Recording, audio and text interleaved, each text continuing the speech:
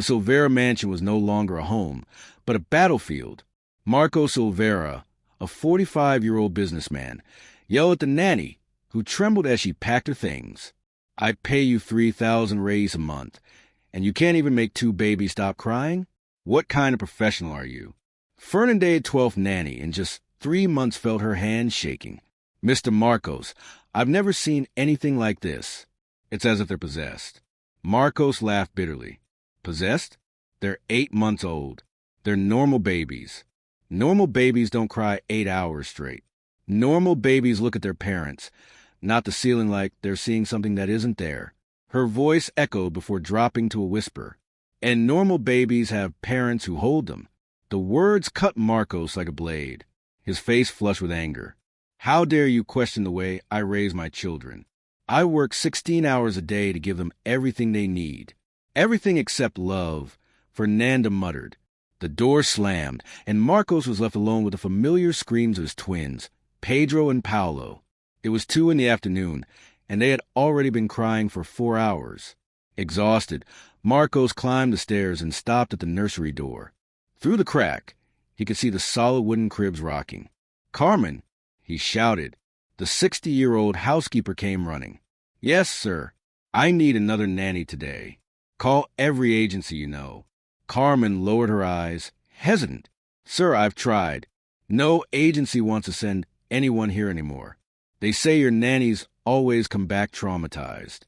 One agency even said they're putting us on the blacklist of problem clients." Marcos felt his world collapse. 8 months of trying everything, and now he was cornered. A soft knock at the kitchen door interrupted his despair. Maria, the maid, opened it. There stood Helena Silva, 28, blonde hair tied back in a ponytail, simple but neat clothes. "Good morning. My name is Helena Silva. I heard you might need a housekeeper." Marcos stared at her in disbelief. "The house is already clean. What I need is someone who can make my children stop crying." I could hear the screaming from outside. Helena said calmly, "It must be very hard for everyone." Her voice carried a serenity Marcos hadn't felt in a long time. Exhausted and out of options, he gave in. "Fine, you can go up and see them. But I'm not promising anything." Upstairs, the contrast was brutal. Expensive furniture, imported toys, and in the middle of all that luxury, 2 tiny babies crying as if the world were ending. Helena didn't try to pick them up. She simply observed in silence. Her eyes drifted from the cribs to the wall that separated their nursery from the master bedroom. After a few minutes, she turned to Marcos. "Sir, may I ask you something? How often do you hold your children?" The question hit him like a slap. "Listen here, Helena, I don't need parenting lessons. I'm not lecturing you," she replied calmly. "I just want to understand why they cry so much. Babies feel everything, sir. They feel sadness, anger, loneliness. Even without understanding, they absorb the emotions of the adults around them. That night, Marcos tried once again to soothe his children, but they seemed to sense his aversion. He felt utterly defeated. The next morning, Helena arrived early. "Carmen, show me the entire house."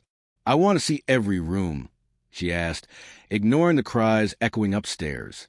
The housekeeper guided her through the first floor. In the dining room, Helena noticed faint marks on a sideboard. "What used to be here?" she asked. Carmen lowered her gaze. "Family photos. Mr. Marcos had them all put away after the boys were born." "Put away where?" Helena pressed. "In Mrs. Isabella's room." The housekeeper admitted that the master bedroom had been locked for 8 months, forbidden to anyone. Marcos had personally gathered every trace of his late wife and locked it away, saying he couldn't bear the painful memories. Helena walked upstairs and stopped in front of the locked door. She noticed it was right next to the twins' nursery. She went back into the baby's room and suddenly realized their cries were always directed toward the wall that separated them from their mother's room. "They're calling for their mother," Helena whispered to Carmen. At that moment, Marcos entered. "What are you doing here?" "I'm trying to understand why your children cry so much," Helena said. "They cry because you blame them for their mother's death. You removed every trace of her, moved out of the bedroom, and avoid touching them because they remind you of your loss." The silence that followed was deafening. Even the baby stopped crying. Marcos turned pale and confessed. "They killed my wife." Helena met his gaze. "No, your wife gave her life for them.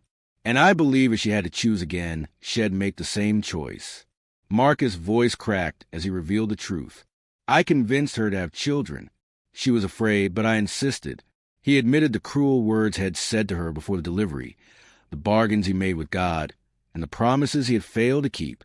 Carmen then revealed something Marcos had never known before her death. Isabella had asked the housekeeper to hide letters for her children, to be given to them at the right time. She wanted them to know that choosing to give them life was her decision to Anne, that she never regretted it. The three of them walked to the locked door. Carmen opened it, and the scent of a closed room mixed with Isabella's rose perfume spilled into the hallway. The room was exactly as she had left it. Marco sat on the edge of the bed and opened a wooden box filled with envelopes. He pulled out the first letter, written in Isabella's delicate handwriting, and read aloud.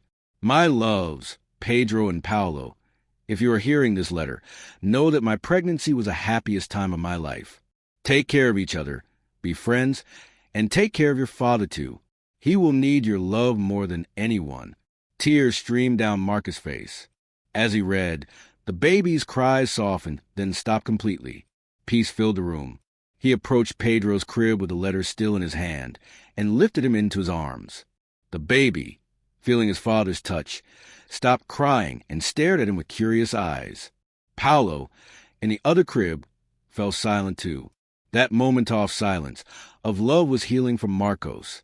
He finally understood his children were not the cause of his pain. They were the legacy of his beloved Isabella. From that day forward, the Silvera mansion came alive again. Marcos, now a loving father, began reading Isabella's letters to his sons, transforming her locked room from a mausoleum of grief into a sanctuary of love. With Helena's help, he learned to become the father Isabella had always known he could be, a father who, despite his sorrow, allowed himself to love again. The silence that finally settled over the mansion was not the end of the story, but the beginning of a new journey. Guilt gave way to love, and pain transformed into strength to move forward.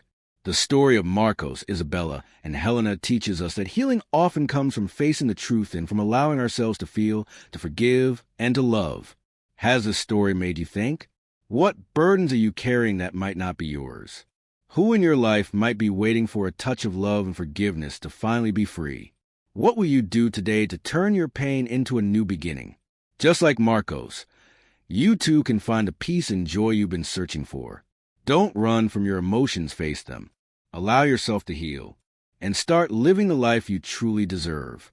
For more stories like this, stories that inspire and transform, subscribe to the channel and turn on notifications. Your journey of transformation begins now.